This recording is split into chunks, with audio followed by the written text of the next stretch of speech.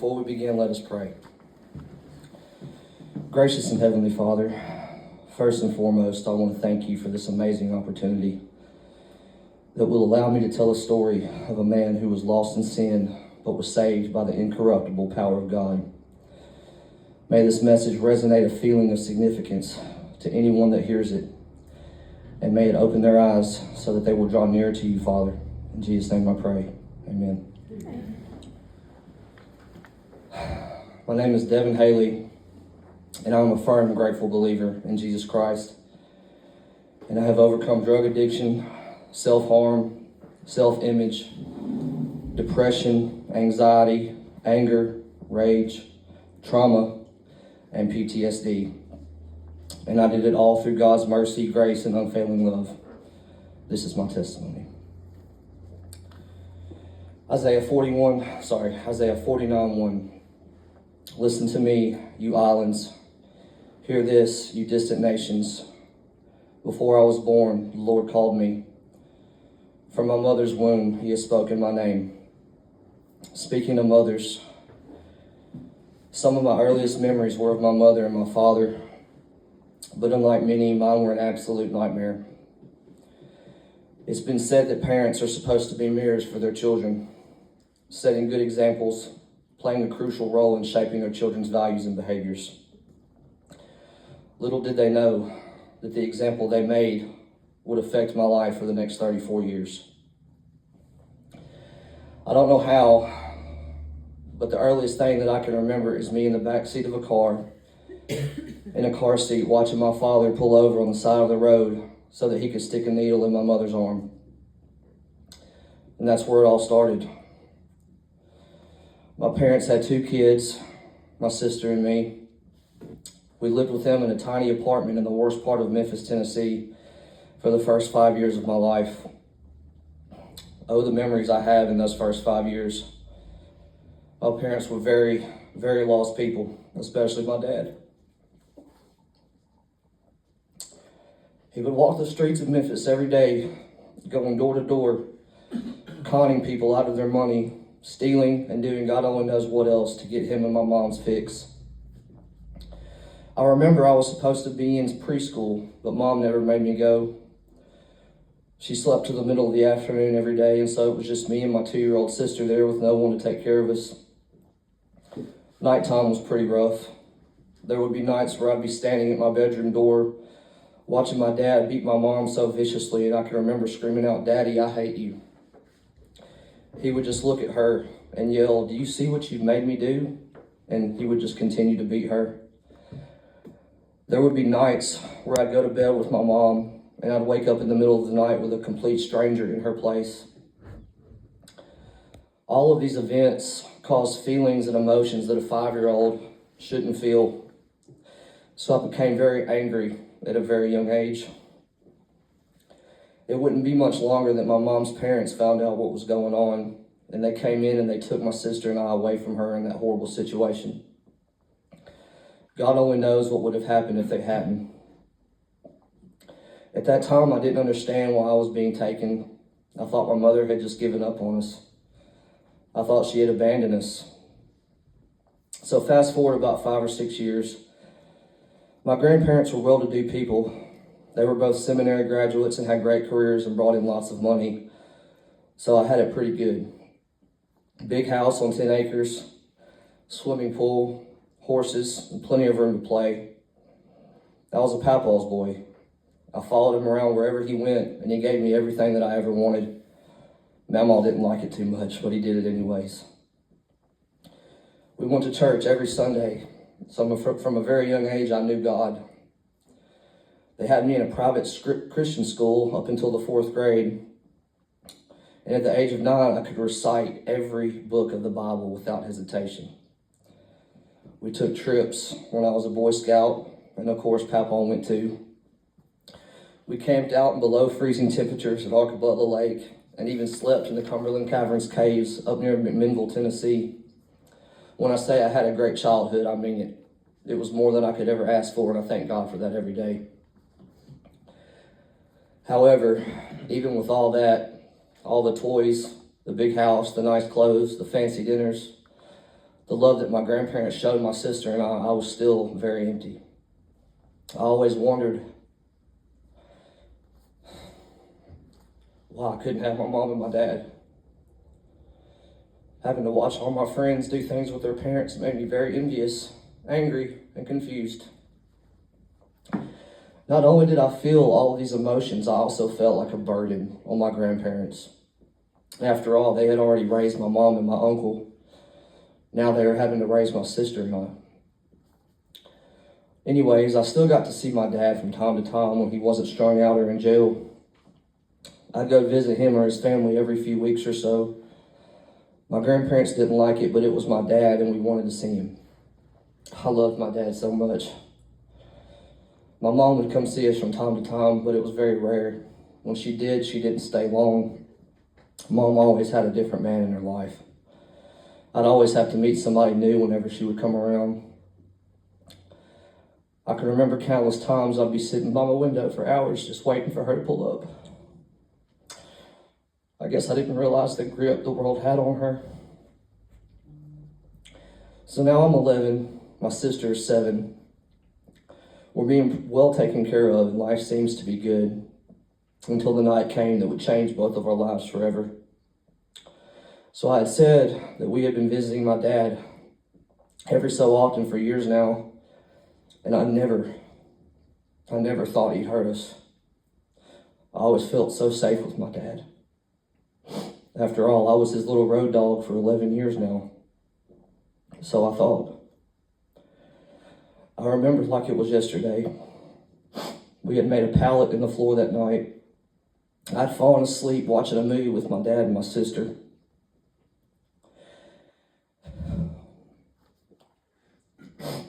Several hours later, I woke up.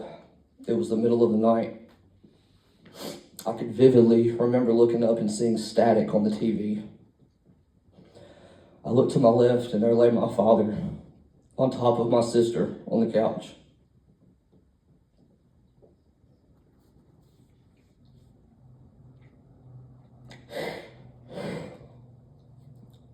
I didn't know what I was looking at first. I guess it was a mixture of being half asleep or in a state of shock. I lay very still.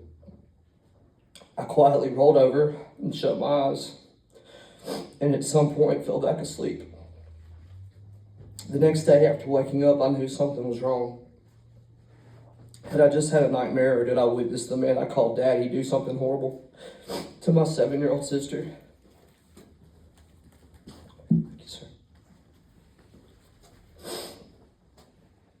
After being picked up by my grandparents, and while we were on the way home, my sister spoke up.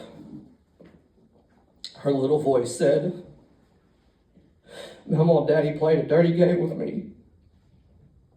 Man, now there's a sentence I'll never forget. That's the moment that it hit me. My sister had been brutally molested by her father. My daddy, my hero, my best friend, had destroyed our lives. My grandfather immediately called the cops. After days of investigation, questioning of me and my grandfather and our entire family, my dad was arrested. Of course, his family paid for his lawyer and stood up for him, calling us and my sister liars. How could a 7-year-old lie about something like that? He ended up pleading guilty and only got 6 years probation for what he did.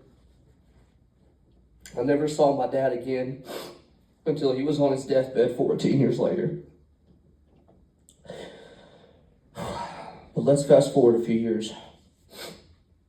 Now I'm 14, and I've gone through more than what most people go through in a lifetime, but my journey was just beginning. I am now a freshman in high school. There's a few things, this is where things would really take a turn for the worst. Not only did my grades plummet, but I was getting bullied severely pretty much every day. I would avoid certain hallways, certain people, getting pushed around by all the bigger guys and getting called ugly by a lot of the girls as well. It got even worse on the bus. Not only was this happening at school, but I would get home and just feel like a burden. So this was my day. I would wake up, get dressed, and walk to the cove to wait on the bus. Tears would fill my eyes as I watched it come over the hill. I'd hurry up, get on, and sit on the very first row, and as soon as I'd sit down, the bullying would begin. I'd bring my CD player and my headphones so I wouldn't have to hear the names that they would call me. Life was just the worst it could ever be, so I thought. I had a couple of friends that lived down the street from me that I had grown close to over the years, and I invited them to my 14th birthday party. After my grandparents had went to bed, we all snuck out that night. My best friend introduced me to marijuana. You know, at this point, I had known God for years. I was a prayer warrior. I knew right from wrong, but with no hesitation, I caved in. I wanted to fit in. I wanted to be accepted. I had gotten high for the first time. All that hurt and pain I experienced as a child went away in that moment. I was free, so I thought. Fast forward a couple of years. I'm 17 and just living life. I had dropped out of school and was working for my papa only when I wanted to. One day I went and picked up my friend's dad that had introduced me to pot. He was pretty much our supplier and asked me if I'd give him a ride to the hood to get some weed. So we're on the way, and he has me make a pit stop at this old black lady's house. He goes in and comes back out. He gets back in my truck, opens his hands, and there lies several white rocks. He hands me one along with a pipe and says, "Try this, you'll love it." Now, mind you, I'd only smoked pot for a couple of years, and I loved doing it, so I figured, why not, right? At the very young age of 17, I had tried crack cocaine for the first time. It was a feeling I had never felt before, and from the very first hit, I was hooked. The crowd I started running with did drugs. They did any drug they could get their hands on. They also liked to break into houses. I was still in that mindset that I wanted to fit in and be accepted, so I joined in on the fun. After breaking into 17 homes, a small business, and a church, we finally got caught. At 18, I went to jail for the very first time. Some of my friends got some pretty hard time, but I got lucky. I went to court and they dropped it because it was my first offense. You would think I had learned my lesson. Yeah, I stopped breaking into houses, but I didn't stop doing drugs. At 19 years old, I got introduced to the needle. I shot up heroin for the first time. I didn't really like it that much, but I still did it because I wanted to be accepted. I watched countless friends die right in front of me. I witnessed a lot of terrible things at the hands of drugs. I got pulled over one day and had a bunch of pot on me, but instead of jail time, I got put on probation. I had to take random drug tests so I couldn't do drugs or I'd risk going to jail. The year was 2010 and bath salts had just hit the streets and they didn't show up on a drug screen. One of my so-called friends introduced me to it, so one day he handed me some along with a needle and said, "Try this, you'll love it." Oh, those were some familiar words. Without hesitation, I did it because I wanted to fit in. I wanted to be accepted. I got so bad off that my one and only mission was to get high as I possibly could. I started stealing from my friends, my family, even my grandparents, the people that took me in and gave me a good life. I conned and stole thousands of dollars from them. I stole my grandmother's wedding ring. She had boxes of shoes in her room that I stole and sold to the local crack lady. I did anything and everything I could for drugs, and I mean everything. My grandmother looked at me one day and said, "You're just like your father." Had I become the man that destroyed my heart? I had my first child at 20 with a girl who was barely 16. The baby was taken from us because I was a drug addict, and she was so young she didn't know what to do with a baby. My God, what my life had become. Could it get any worse? It did. I am now 22 years of age. I have destroyed my life. My relationship with my family was almost non-existent. My grandparents, on the verge of throwing me out on the streets, decided to sell the home that I had grown up in, a home we had been a family in for the first 22 years of my life, and moved to the Jackson area, to a little town called Medina, Tennessee. They did it in hopes that it would be a fresh start and I could get sober, and I did for the most part. I still smoked pot, and I would occasionally dabble in meth and cocaine. So now I'm 25 years of age, and one day I get a call that my father is on his deathbed and would like to see me. I hadn't seen my dad in 14 years since that dreadful night, but it was my dad, and I couldn't live with myself if I didn't go see him. So I took the trip to Memphis to his sister's house where he was on hospice care. I walked in the room, and there he laid.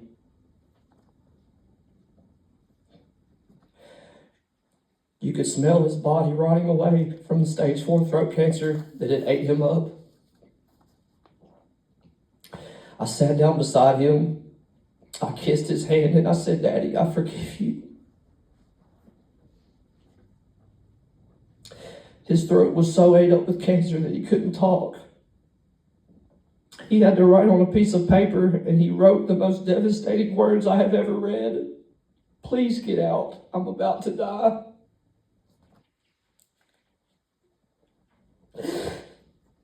At 2 o'clock that morning, my father passed away.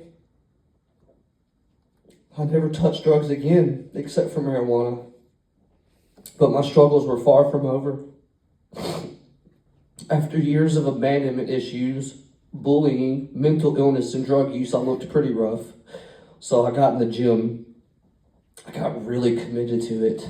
It made me feel so good. Finally, something that made me feel good and was healthy for me. I had made some new friends in the gym, and things were going good until one day a friend introduced me to steroids. He said, "Try this. It'll make you big and strong fast." I thought about all those guys that bullied me and the girls that called me ugly in high school, and I took them without hesitation. Again, I wanted to fit in. Well, it's safe to say they worked, but after several months, I ended up in the hospital. My kidneys had failed. I quit the steroids, but had to take some medication for a bit and ended up being okay. However, my struggle wasn't over. I'm 28 now, and I've had 2 more kids, so now I've got a total of 4 kids. At the time, only 2 lived with me along with their mother. I was still smoking pot and struggling to keep a job. I was also struggling with mental illness. I had been self-harming for years and was struggling with body dysmorphia. The kid's mother and I, we were constantly fighting. I had to find a way out. This woman started liking all of my stuff on social media, and we started messaging. Turns out she lived near my grandparents. This was my opportunity to get out. I packed up all my stuff one day and walked out on my 2 precious babies. I was following in my daddy's footsteps, carrying on that generational curse that had haunted my family for generations. Well, it didn't take long, and I had already moved in with this woman. As soon as it became public that I was with her, people started to talk. I got messages left and right from people telling me to stay away from this woman and that she was a heavy Xanax user, seductress, and prostitute. It didn't take long for me to figure out that that was true, but it was already too late. I was hooked, and she was pregnant with my 5th child, a baby boy. When I say I was hooked, I mean this woman had lured me in and seduced me. Before long, I was financially supporting her drug habit. I watched her swallow 20 pills a day or more. She stopped doing it for a while, at least while she was pregnant. After she had the baby, things went right back to where they were. As each day passed, her drug use got worse and worse. A year had gone by, and I just got home from work one day.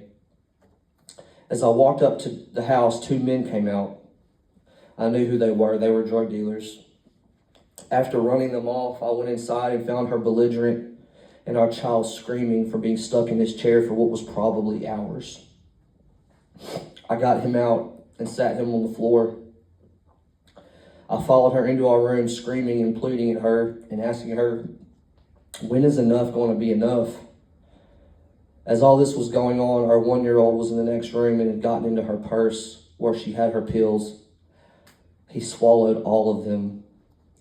Moments later, I found my child lifeless on the floor in a pool of vomit. I rushed him to the hospital. After they revived him, I told them what had happened and that his mother was a drug addict and had gotten into her stash.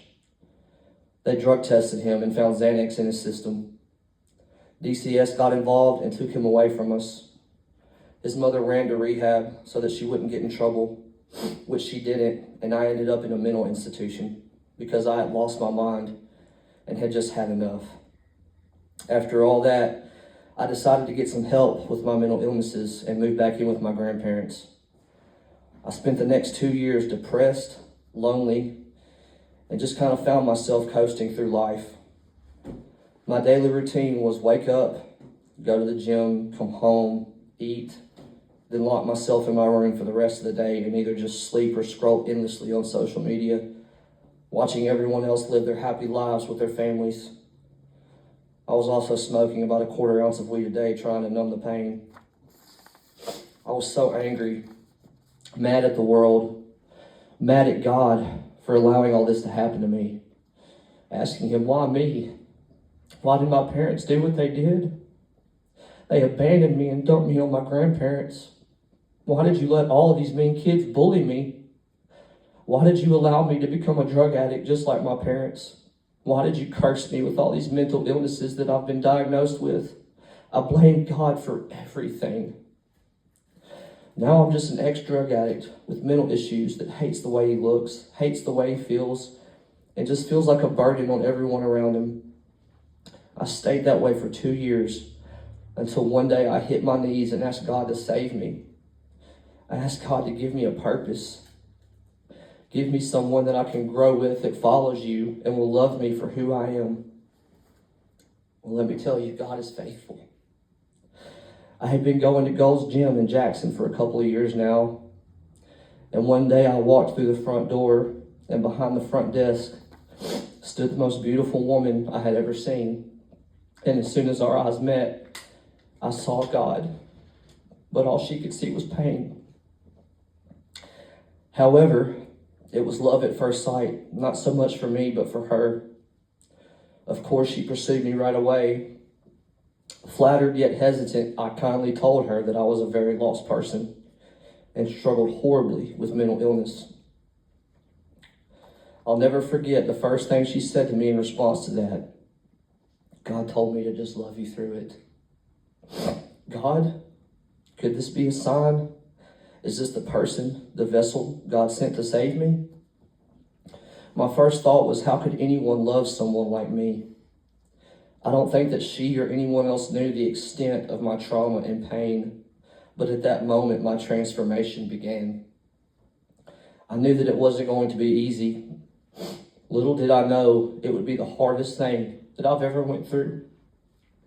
Even after everything that I'd faced, the process of sanctification would be the worst thing that I've ever had to deal with, at least in my own experience.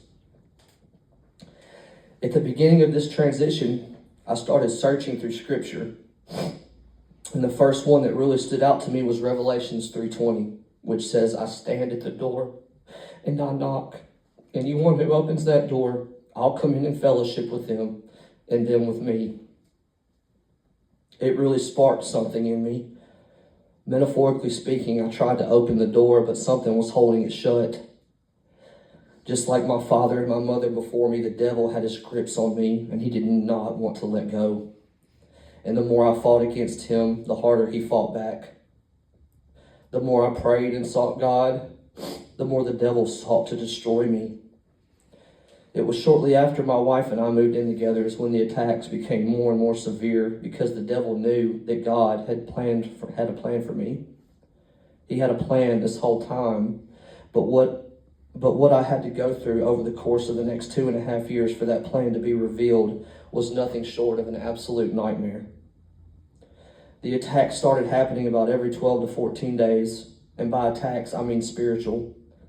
The devil would fill my mind with all these negative thoughts. He knew what I had gone through, so he used my past against me, feeding my head with lies. You'll never be good enough. You'll never serve a purpose. Your wife's going to end up leaving you just like everyone else has. You're ugly. You're worthless. Just all kinds of lies. And it would get so bad that I would beat myself in the face as hard as I could until my face was black and blue. And I did all this in front of my wife, which in turn traumatized her. It was a vicious, vicious cycle. For the next year, we battled with this. I was in and out of almost every mental institution in Tennessee. I'd go to one place and they'd say, oh, well, you have a bipolar disorder. Here's a pill. Give it a month and it should start helping with these attacks. Then I'd go to another place and they'd say, oh, you have a personality disorder. Here's another pill. Give it about a month to kick in. Things just kept getting worse and worse until my body just couldn't take it anymore. After years of drug abuse, steroid abuse, depression, and anxiety, I had a massive heart attack on June the 14th of 2024. I was driving down the road and started to lose my vision. The left side of my body went numb. Luckily, my wife was with me. But the next thing I remember, I was in the back of an ambulance.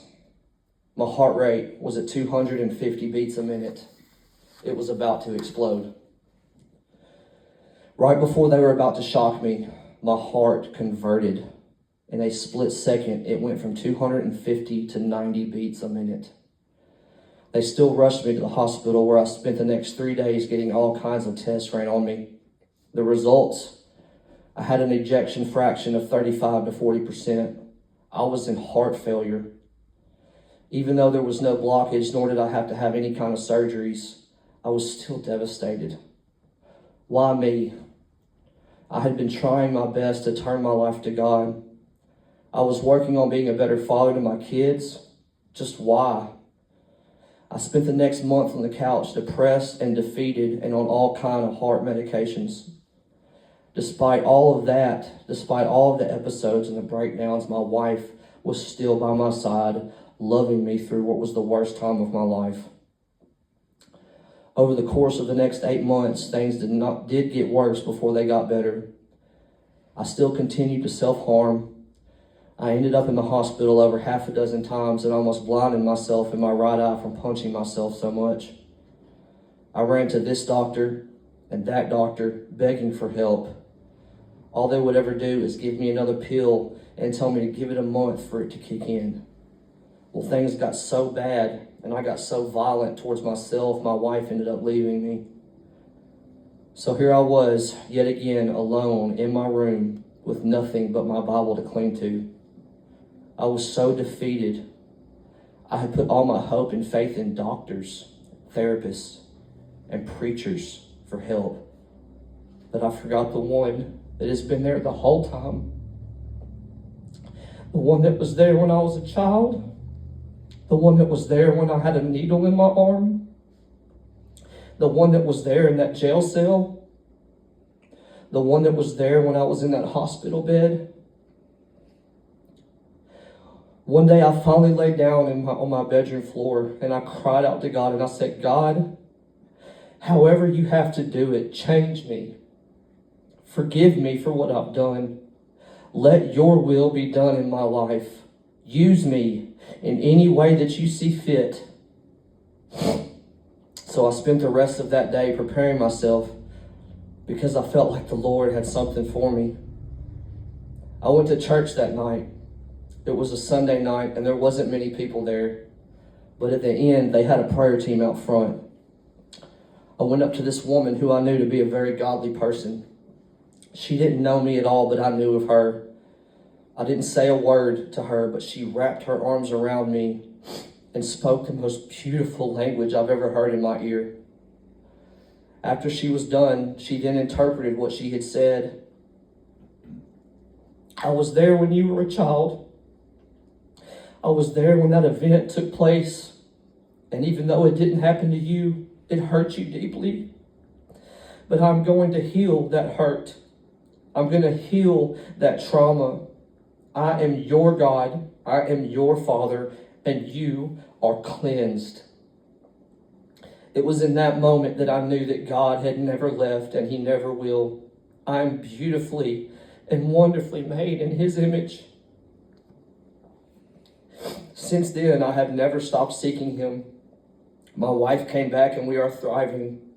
I have not had to take a single pill. I have no anxiety. I have no depression. I'm no longer angry or bitter. I have forgiven everyone that's ever hurt me, including my mother, who I have a great relationship with now. I am healed by his stripes, and I will never stop praising him for it. I want to thank my wife who never left my side. God forbid, I probably wouldn't be standing in front of you today if it wasn't for her. Folks, I didn't just come here today to give you my testimony. I came here today to surrender. I walked through that threshold, a dirty, filthy rag, but I left my grave clothes at the door, and I can stand before you today and boldly confess that I have been redeemed, renewed, and restored, and I did it all through the power and love of Jesus Christ. I want to end this testimony with one verse, and it's the first one I ever learned. My papa taught it to me, and that's Romans 8:28. For we know that all good things work together for the good of those that love God and are called according to his purpose. Thank you for giving me purpose today by letting me share my story with you. God bless you.